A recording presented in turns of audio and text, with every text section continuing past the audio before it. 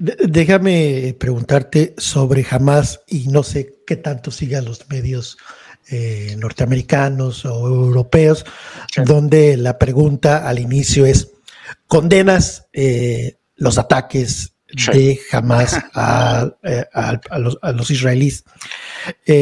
Tú no te pregunto si condenas, pero sí consideras a Hamás como una organización terrorista, y no sé si tú coincidas en lo personal con ese método para ayudar a la causa palestina, el utilizar la violencia, el utilizar bombardeos o lanzar cohetes hacia Israel. Que es como esto de que condena, como lo mencionas, condenas a Hamás es como parte de la mantra tradicional, ¿no? De la letanía, casi. Lo protocolario ahora es condenar a Hamás. Sí. No, de hecho no condeno a Hamás, lo veo como un elemento totalmente necesario y lógico en la resistencia palestina. No me agrada Hamás en primer lugar porque yo soy ateo, no soy islamista, no soy cristiano tampoco, no profeso ninguna religión. Yo prefiero un movimiento secular de resistencia, incluso para mí, más importante, socialista, como puede ser el Frente Popular para la Liberación de Palestina, para la resistencia. Sin embargo, Hamás surge en los años 80 y se vuelve popular en los 90s y 2000 precisamente por la ineficacia de otros movimientos, como la OLP, que acaba pactando y entregando parte de la soberanía palestina con los acuerdos de Campo David en el 93, los acuerdos de Oslo en el 93, entonces surge Hamás. Hay como una leyenda de que el ente sionista patrocinó a Hamás, que es una mezcla de mentiras, tergiversación y falsedades. Pero más allá de esto, yo no condeno a Hamás, yo lo veo como algo consecuente para resistir. Hamás, para que no lo sepa, es un partido islamista de mayoría suní que surge en suelo gazatí, concretamente en suelo gazatí, no en el resto de Palestina, en los años 80, durante la primera intifada, como movimiento de resistencia, ya desde otra trinchera, la trinchera del islamismo, para resistir la invasión sionista y las atrocidades sionistas. Hamás está incorporado históricamente a la hermandad musulmana. La hermandad musulmana surge en suelo egipcio en los años 20, que de hecho está ilegalizada en suelo egipcio, pero también en suelo saudí, y que históricamente en los últimos 40 años ha sido utilizada en alianza con Estados Unidos y con la OTAN, curiosamente. No hay que entender a la hermandad musulmana como un organismo monolítico, no es que sea como la Iglesia Católica con una sede en el Vaticano. En el Islam es muy distinto. Tú puedes crear un grupo, un partido político con adherencia a esto sin tener que tener una membresía, una tarjeta.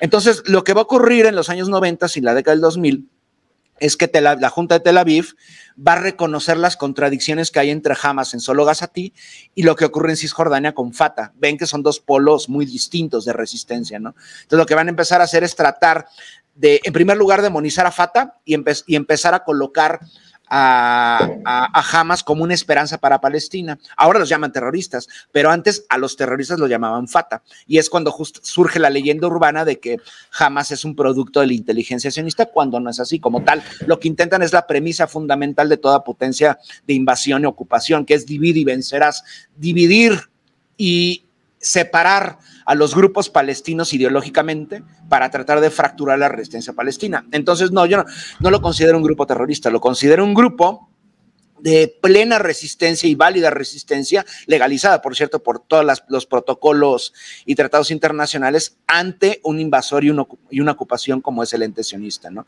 Entonces, a mí no me agrada Hamás ideológicamente, lo repito, pero es totalmente necesario para defender Palestina por parte de una superpotencia que históricamente durante más de 7 décadas los ha aplastado con todo lo que tiene indiscriminadamente. Necesario, hablas que es un movimiento necesario. Hamás tiene una ala civil, si se puede decir, sí. Gobiernan la franja de Gaza, fueron electos, y también tiene un brazo armado que es los que están lanzando cohetes. Dices que es necesario. Sí. Necesario que hayan muerto 1,500 judíos o israelíes. Es algo que dice, pues es necesario que jamás haya reaccionado así. ¿Cómo tú explicas esto, o cómo lo justificas, o cómo lo entiendes?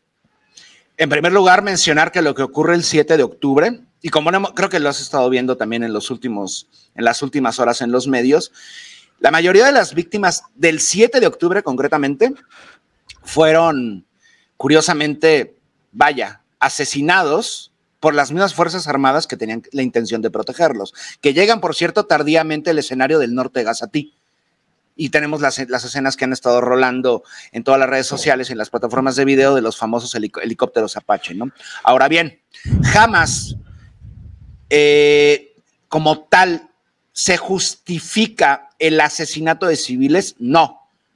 Pero en un escenario de resistencia y de enfrentamiento con una potencia de la envergadura de Israel, se entiende perfectamente que mueran civiles, que es totalmente, que es curioso porque decir civil en el ente sionista es hablar de una fuerza de 7 millones de personas que son los judíos dentro del ente sionista, que todos son reservistas a fin de cuentas, ¿no?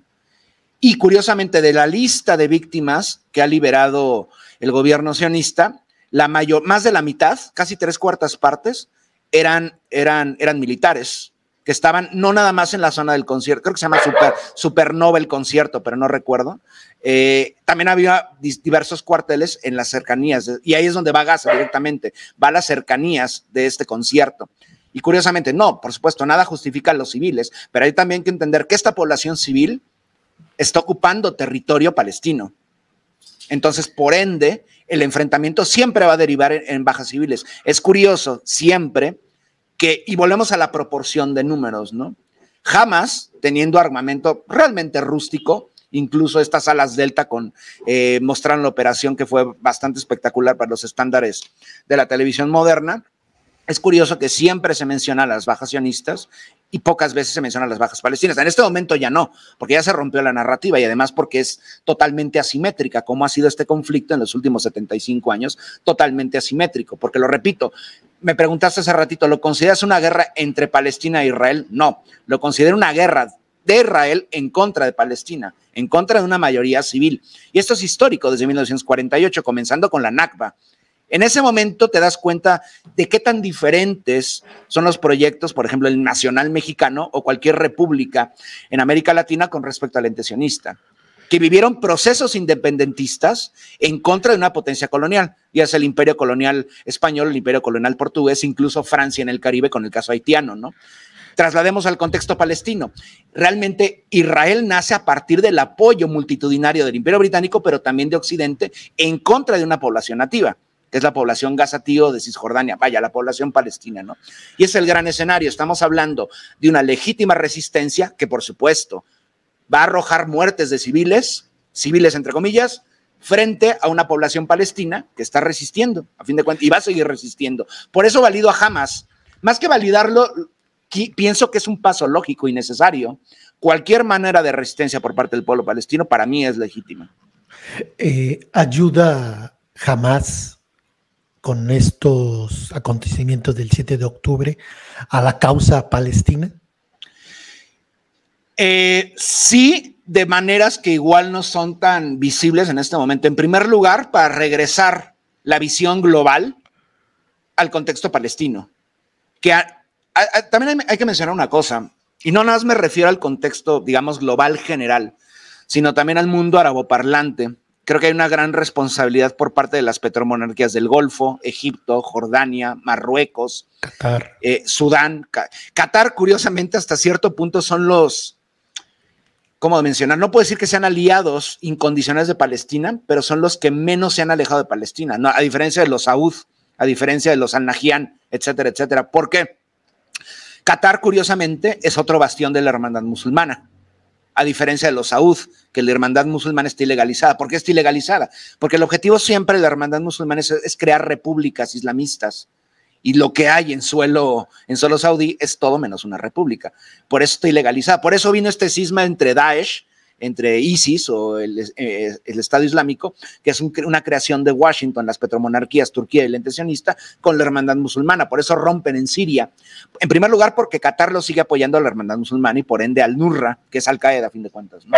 Y porque también, en el caso, por ejemplo, de Daesh, es todo Katrina, perdón, es que es mi perrito. Y en el caso de Daesh, es un proyecto multitudinario de estas potencias que acabo de mencionar.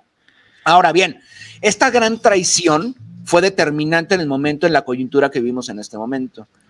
Porque Arabia Saudí, pese a que históricamente se ha estado alejando de la causa palestina desde hace décadas, ahora lo hace en público a partir del periodo de Trump. Arabia Saudí nunca, no lo ha oficializado, a diferencia de los Emiratos Árabes Unidos, a diferencia de Bahrein, a diferencia de los marroquíes, etcétera. Pero hay una traición de la causa palestina. Curiosamente, ahora los mayores defensores de la causa palestina no son árabes, son iranios, son persas, son la República Islámica de Irán, que ni siquiera son ideológicamente y religiosamente cercanos, porque son chiíes, mientras que la población palestina es mayoritariamente suní al 95%.